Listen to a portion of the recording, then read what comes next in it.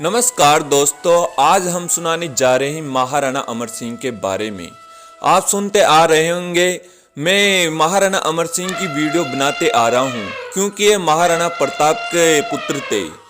ये महाराणा प्रताप की तरह ही रणनीतियां बनाते थे और ऐसे ही बड़े बड़े युद्ध लड़ते थे। अकबर के पुत्र जो सलीम थे, उनसे इन्हें 17 युद्ध लड़े, केवल एक युद्ध हारे थे और 16 में इन्हें विजय मिली थी।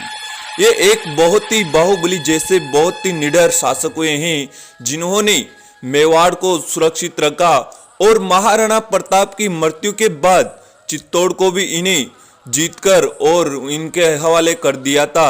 ऐसे महाराणा अमर सिंह हुए हैं, तो आज इनकी चर्चा करेंगे।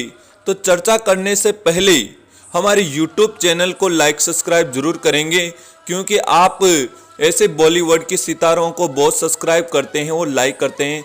तो आज कौन मानते हैं महाराणा अमर सिंह को, तो लाइक सब्सक्राइब जरूर करें और पूरी वीडियो जरूर देखेंगे। दिवेर का युद्ध मेवाड़ के राजा अमर सिंह प्रथम और जहांगीर के नेतृत्व में मोहम्मद परवेज और आसफ खान के नेतृत्व में मुगल सेना के बीच 1606 ईस्वी में लड़ा गया था।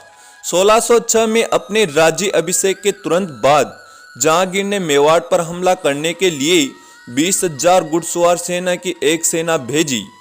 परवेज केवल आलंकारी सेनापति थे, जबकि वास्तव में वास्तविक कमांडर जहांगीर थे।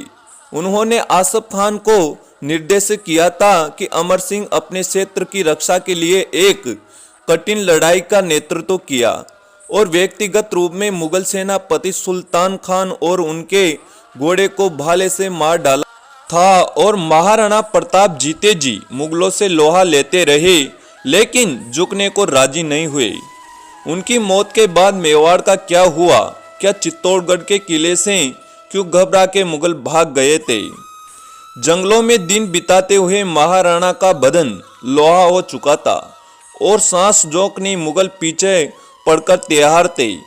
मुगलों के पैदा हुए राजकुमार गुफाओं में कंकड़ों से खेल रहे थे। किसका दिन और परिवेज उठता, लेकिन ये महाराणा का दिल था। हल्दी घाटी के बाद अब बारी दिवेर की थी। इस बार महाराणा अकेले नहीं थे और बेटा कंवर अमर सिंह बड़ा हो चुका था। कंवर ने पहले तो रूपा को पकड़ा और रूपा वो भील था जो हल्दी घाटी के मैदानों से भाग खड़ा हुआ था। उसे सजा दी और फिर निकल पड़े दिवेर के अभियान पर।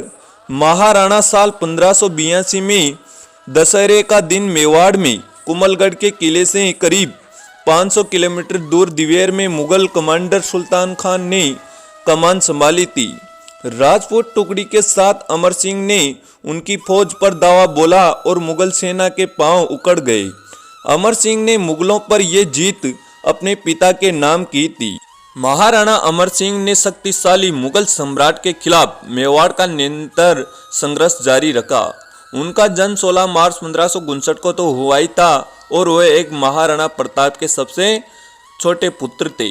वह एक व्यक्ति थे जिन्होंने काबुल, बंगाल और मध्य भारत पर विजय प्राप्त करने वाले मुगलों के खिलाफ मेवाड़ी राजपूतों के प्रतिरोध को करीब से देखा था। राणा अमर सिंह ने दिवेर का लड़ाई 1582 में भाग लिया, जहां मेवाड़ की पुनर्जीवित सेना मुगल सेना को निर्णायक रूप से हराया।